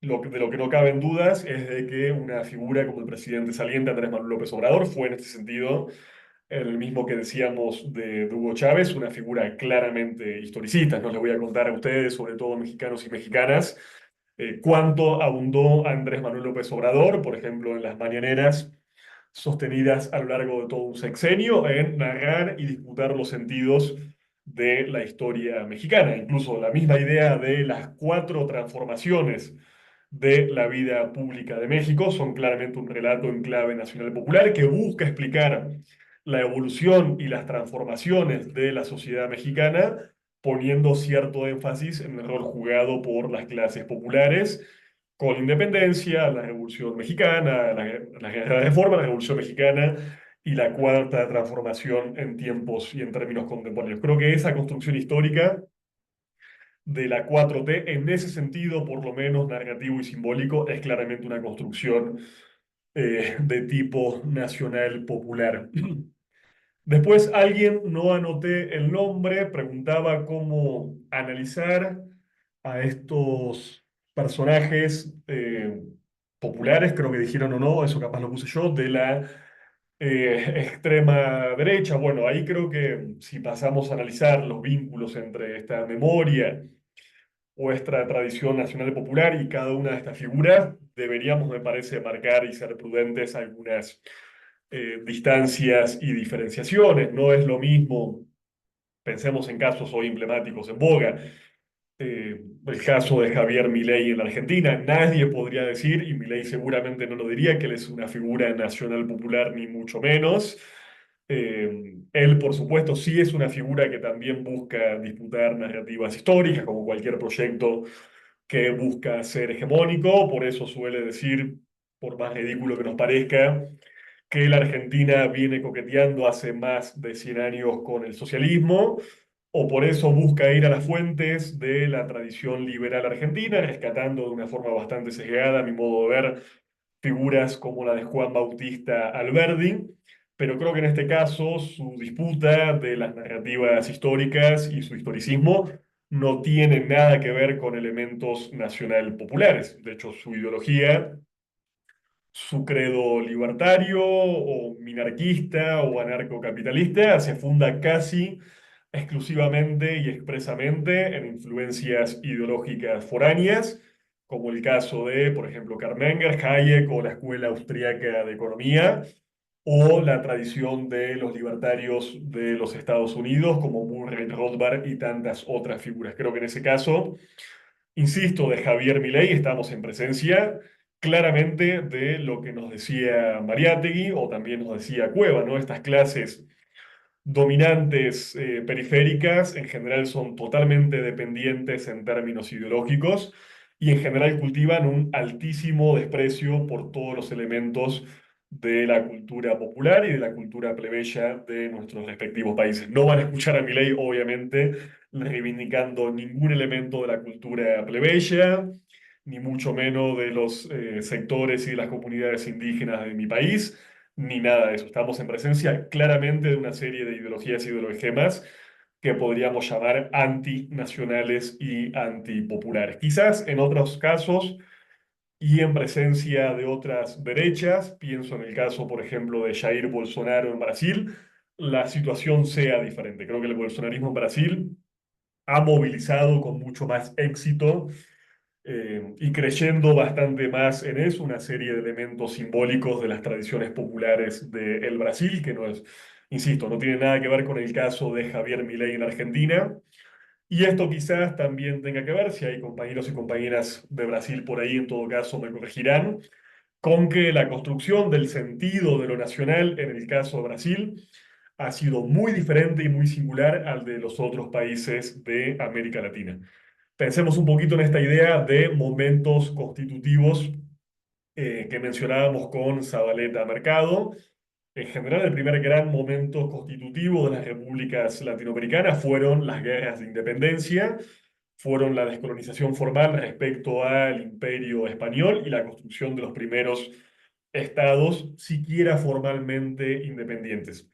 Como ustedes saben, el caso del Brasil fue totalmente diferente. La independencia de Brasil no se constituye a través de una serie de guerras de liberación nacional, sino que más bien es una independencia concedida primero por un imperio que se convierte en monarquía nacional de forma totalmente consensual y después que se convierte en república sin mediar el accionar de, insisto, grandes guerras de independencia o movilizaciones masivas y de masas como estuvimos, por ejemplo, en el mundo hispanoamericano. Creo que eso en Brasil, ese momento constitutivo diferente, diríamos con Zabaleta Mercado, ha generado que la identidad nacional tenga otro peso, otra significación, otra importancia en la historia del Brasil y en general que las izquierdas, o por lo menos las izquierdas marxistas y comunistas, se hayan relacionado de forma diferente a esas tradiciones nacionales. Eh, Después estaba, bueno, lo de César, es un poco, lo mencioné, que era esta idea del historicismo de las grandes figuras y los grandes líderes. Creo que es interesante lo que decía César en relación a esta cita de la ideología alemana y a esta cuestión del poder material y el poder espiritual. Creo que un poco los autores que estamos viendo ayudan a complejizar e incluso a superar quizás esa idea propia de las formulaciones más tempranas de Marx y también de Engels. Un poco el texto de Cueva se dedica especialmente a eso, ¿no? A señalar cómo en esta situación peculiar y periférica de las repúblicas latinoamericanas, quizás esta posesión del poder material no se corresponde tan linealmente con el poder espiritual, ¿sí? Justamente lo que veíamos con Cueva, él decía que, bueno, esta dominación oligárquico y burguesa de los países de América Latina y Caribe no siempre se cifra en una hegemonía cultural y en una cultura burguesa robusta capaz de orientar política, ideológica y moralmente al conjunto de las sociedades y como en muchos casos, lo decía el propio Cueva y ponía bastantes ejemplos en ese sentido, los elementos más selectos, más ricos, más exquisitos de la cultura latinoamericana son más bien forjados por las clases populares o por ciertas categorías sociales intermedias, ciertos sectores de las clases medias que en diálogo y nutriéndose de esa savia de las clases populares y de, por ejemplo, los sujetos racializados, han generado grandes fenómenos de cultura como las que yo les mencionaba antes. Entonces creo que haríamos bien un poco en separar o no volver tan mecanicista esta idea de que detentar el poder material, detentar los medios de producción o el control del aparato del Estado determina inmediatamente tener un control cultural equivalente. Creo que de hecho la propia teorización temprana de Antonio Gramsci nos permite señalar cierta autonomía del hecho político y cierta autonomía del hecho cultural y no caer en esta dogmatización de una rígida estructura económica que determina de manera lineal todos los fenómenos de la superestructura ideológica y cultural, como bueno, han formulado a veces, insisto, marxismos bastante economicistas y bastante mecanicistas. Estamos partiendo, me parece, en esta clase de vuelta de señalar la autonomía, que no quiere decir la libertad ni la independencia de estos fenómenos de cultura a la hora de pensar cómo se constituye la nación en América Latina y el Caribe. Muchas gracias, Lautaro, por tus respuestas. Y bueno, una serie de preguntas que creo que van muy a tono con lo último que comentabas, porque nos pregunta el compañero Quirino si justo el planteamiento de Mariátegui podría ser aplicado a toda América Latina sin distinción, o creerías que dentro de nuestro continente las realidades son tan diversas y por lo tanto la perspectiva.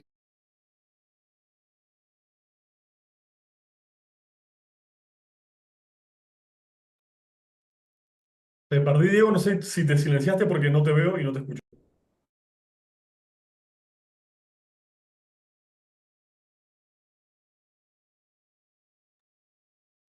Le ha de haber caído la conexión a compañero Diego. Ah, ¿se cayó la conexión? Sí, posiblemente, porque ya no lo habíamos conectado. Bien. A ver, déjenme ver si yo encuentro. ¿Tenemos gente con la mano levantada? En todo caso, para que tú le des permiso para intervenir. No, por el momento no tenemos algún compañero o compañera con la mano levantada. Si alguien gusta que le demos la palabra, puede hacerlo. Abajo en la barra de herramientas está la opción de levantar mano o en la opción de reaccionar. Ahí van a poder encontrar la opción de levantar mano para que les podamos dar la palabra. Si alguien Acá gusta encontré, hacer. acá encontré una pregunta que la podría leer si les parece, que está en el chat de Manuel Salvador Rivera Agudelo, que dice: por estos días en nuestra América, octubre 12, resurge la cacareada defensa de los políticos españoles respecto de las expresiones hispanidad, Iberoamérica. Son expresiones que, como el Día de la Raza, entre comillas, pueden considerarse como exaltaciones chauvinistas que poseen un estrecho vínculo con la acumulación originaria de capital, la cual se constituyó en la génesis de la violencia del sistema capitalista que sigue oprimiendo a los pueblos del sur global. Y esta es la pregunta: ¿cómo desafiar, ay, se fue, cómo desafiar y transformar el sentido común de todo un pueblo, América Latina, Via Yala, nuestra América, para desvirtuar y desmitificar esas expresiones hegemónicas de la leyenda rosa que nos han venido de la invasión de América? Bueno, la de Manuel creo que es una reflexión y pregunta bastante interesante. Ahí la respondo y ahí te doy paso a vos, Diego, que te veo de vuelta. Efectivamente estuvimos atravesando, y todos lo habrán visto en los medios de comunicación, las redes sociales, debates bastante intensos con esta especie de revival neo-hispanista, y esto es una lectura puramente personal, creo que cultiva una especie de nostalgia colonial que recuerda con cierta añoranza los tiempos en los que los territorios de la América Latina y el Caribe eran colonias españolas. Fenómenos que creo que están vinculados a la propia y bastante singular constitución de la formación nacional española.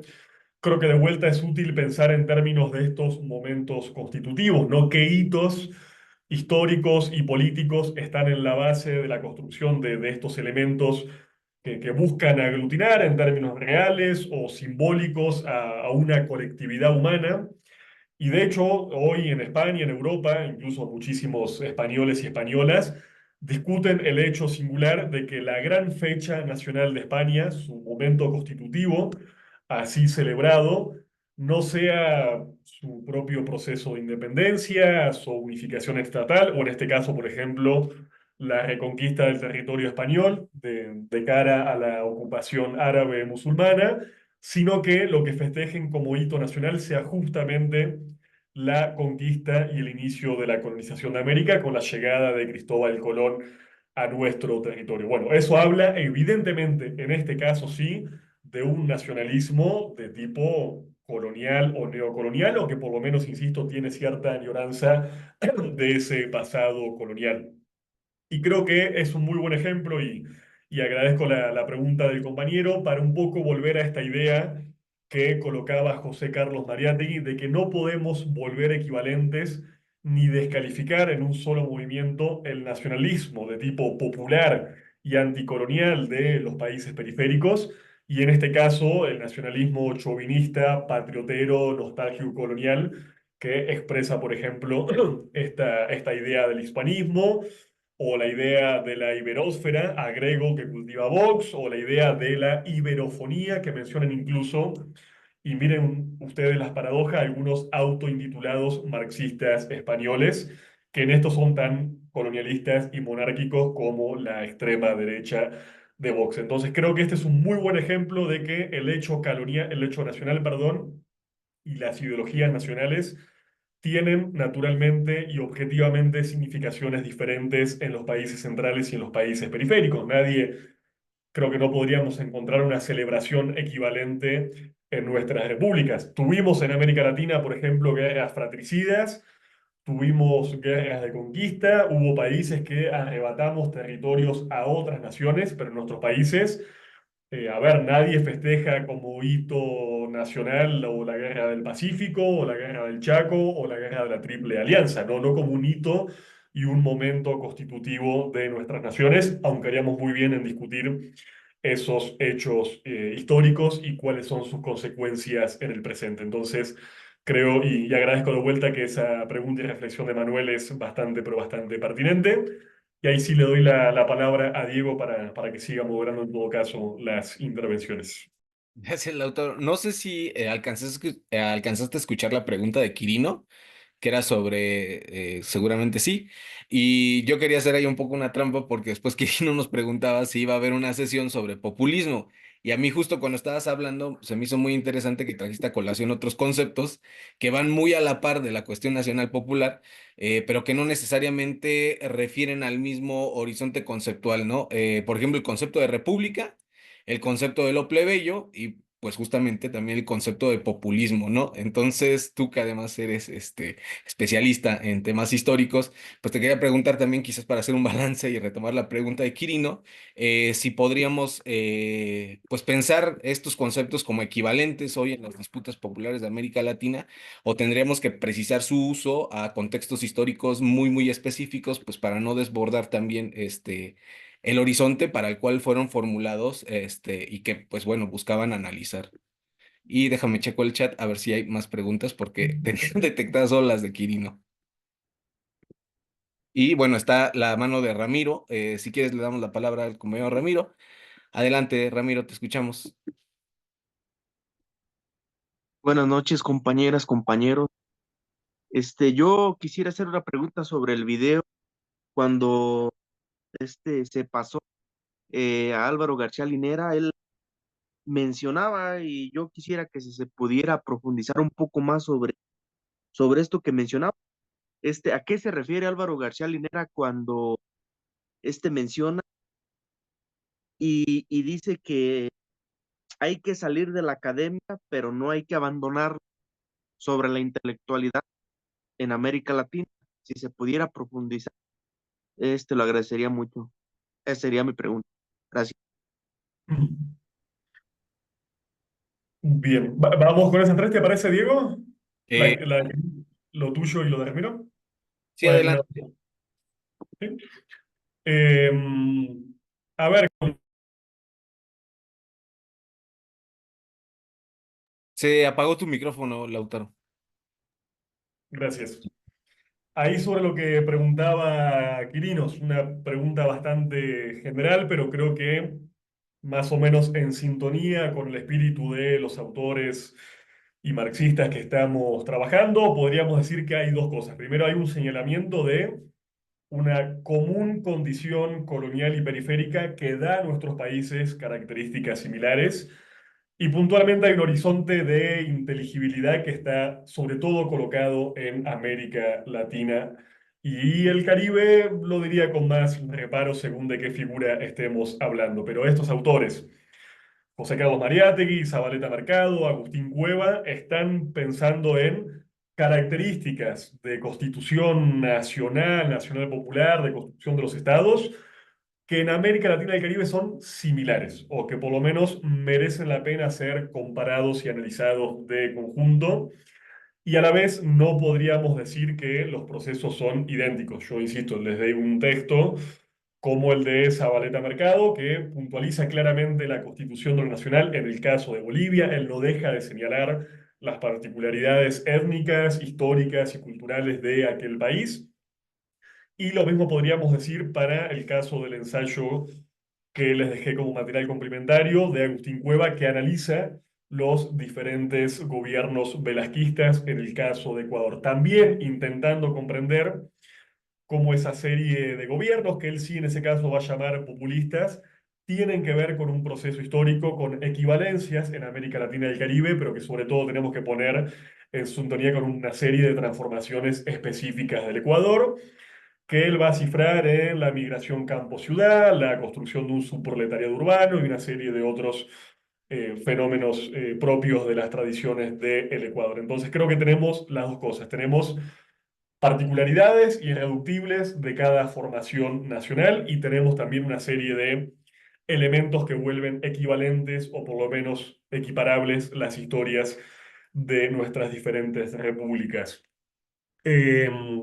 Después, con lo que decías vos, Diego, y obviamente te agradezco la pregunta, hoy enfatizamos un poco más esta idea de lo nacional popular, partiendo un poco de esta idea de la voluntad nacional popular de Antonio Gramsci, sobre todo porque subraya, insisto, los elementos de autonomía y de agencia de clases trabajadoras que buscan constituirse como naciones. En cambio, la idea de populismo, como hoy es utilizada, por lo menos de forma canónica, en la academia latinoamericana, y sobre todo como es utilizado por sectores justamente críticos del populismo o por sectores más o menos liberales o reformistas o socialdemócratas, tiene una connotación que es bastante peyorativa, ¿sí? Cuando se habla en general de populismo y sobre todo cuando las derechas de nuestro continente hablan de populismo, no están queriendo señalar ninguna característica positiva y más bien tienden a hablar de elementos de subordinación, de cooptación de parte del Estado, presuntos elementos de autoritarismo que caracterizarían a estos fenómenos nacionales populares, una crítica muy fuerte a los liderazgos de tipo carismático y una serie de cosas que habrán escuchado a mencionar en sus países, incluso en la prensa corporativas, prácticamente todos los días en relación a estos gobiernos de la primera ola progresista. Por eso yo por lo menos prefiero no confundir estos términos y prefiero hablar de lo nacional popular un poco en este sentido más gramsciano o también apalancándonos en la obra de Agustín Cueva y de Zabaleta Mercado, porque además el otro problema es que la idea del populismo se ha convertido en una categoría tan amplia, tan absolutamente plástica y flexible, que sirve para englobar a fenómenos que son absolutamente diferentes y que no tienen nada en común. O sea, yo les preguntaría a ustedes, ¿qué valor tiene indicar como populistas a Hugo Chávez y a Donald Trump? O definir como populistas a Evo Morales y a Víctor Orbán. Bueno, son realmente categorías que me parece contraviniendo este enfoque marxista que estamos adoptando, siempre situado en lo histórico concreto y analizando en sentido estricto las relaciones sociales y económicas dominantes en cada país. Creo que estas ideas, insisto, del populismo son demasiado amplias y pueden ser un poco abstractas y mistificadoras y pueden terminar ocultando más de lo que nos quieren explicar de estos fenómenos en particular. Y tomo la pregunta de Ramiro, que agradezco que sea la última, porque además ya estamos llegando a las 2 horas y me estoy quedando sin voz, como cada lunes. Esta idea del video de Álvaro García Linera. ¿Por qué él habla de salir de la academia, pero no de abandonar la academia? Creo que es, antes que nada, es una interpelación, obviamente muy frontal, que tiene que ver con esta misma concepción de las categorías intelectuales, de la función intelectual, que está presente en Antonio Gramsci y que hoy creo que ejemplifica con bastante claridad Álvaro García Linera, o sobre todo lo ejemplificó cuando se desempeñaba a la vez como un gran intelectual orgánico y a la vez ejercía una función estatal importantísima en la vicepresidencia del Estado Plurinacional de Bolivia. Lo que nos está queriendo indicar Linera es que la batalla por el sentido común, la batalla por las formas de representación dominantes de la vida colectiva, no se pueden dar solamente en la academia. Tiene que ver con una definición intelectual que un poco veíamos antes con Antonio Gramsci, que considera que la tarea del intelectual no es solamente generar abstracciones. Un intelectual no es solamente una fábrica de producir ideas o su soporte en libros, tesis, papers o simposios o jornadas académicas, sino que la disputa por el sentido tiene que ver con una serie de mediaciones que van entre la idea y la realidad. Para Gramsci, lo había comentado al comienzo, el sentido común es una amalgama muy compleja de diferentes nociones, caracterizaciones, algunas de larga data en términos históricos, que fundamentalmente tiene elementos contradictorios y asistemáticos. No es que, y en esto volvemos a discutir esta cita que nos compartía el compañero sobre la ideología alemana, no es que la ideología de la clase dominante es de forma natural, directa y mecánica la ideología de las clases dominadas, porque de vuelta hay una autonomía del hecho político y hay una autonomía del hecho cultural. Las clases dominadas también tienen historia, se organizan, combaten, se resisten, hacen revoluciones y van generando de forma, o por lo menos más o menos autónoma, su propia comprensión de la realidad, que por supuesto está mediada también y contaminada, diríamos, por elementos de la ideología de las clases dominantes. Desde esta mirada de la actividad intelectual y de qué es el sentido común, naturalmente Gramsci y también Linera concluyen que la tarea del intelectual no solamente puede ser estar en la academia o hacer libros, sino que hay que ir a cada una de las trincheras donde cada día se construye y se disputa el sentido común de las clases populares. Y él va a enumerar cada una de esas trincheras. Hay que estar en la academia, sí, pero también hay que ir al sindicato, a la organización popular, al medio de comunicación, a la radio, a las redes sociales, a cualquier lugar, insisto, donde el sentido común se esté generando y se esté disputando de forma cotidiana. Por eso Linera dice, hay que salir de la academia, no abandonarla, pero sí empezar a tener un pie en cada uno de los campos donde se genera sentido, siendo de esta forma, me parece, bastante más fieles a esta idea de intelectual que Gramsci no solamente teorizó, sino que él mismo expresó siendo a la vez un gran intelectual y a la vez un gran líder político, que lo fue por lo menos hasta que fue encarcelado por el fascismo. Misma noción de intelectual que expresa en términos prácticos la trayectoria de Álvaro García Linera, o podríamos mencionar también el caso de Zabaleta Mercado, que además de ser un gran intelectual boliviano, se desempeñó como ministro de Minas o diputado durante los gobiernos de la Revolución Boliviana, perdón, del año 52. Entonces, insisto, para ir cerrando, creo que esta idea de qué es lo intelectual para el marxismo latinoamericano nos deja, me parece, una serie de tareas y de interpelaciones, sobre todo para aquellos y aquellas cuya función vital, sobre todo, está vinculada a tareas intelectivas. Hay que disputar el sentido común en cada uno de los niveles de esta gran complejidad que es la constitución, insisto, del sentido común popular en nuestros diferentes países. Y si les parece, y si te parece, hermano, vamos cerrando por ahí, por lo menos de mi parte.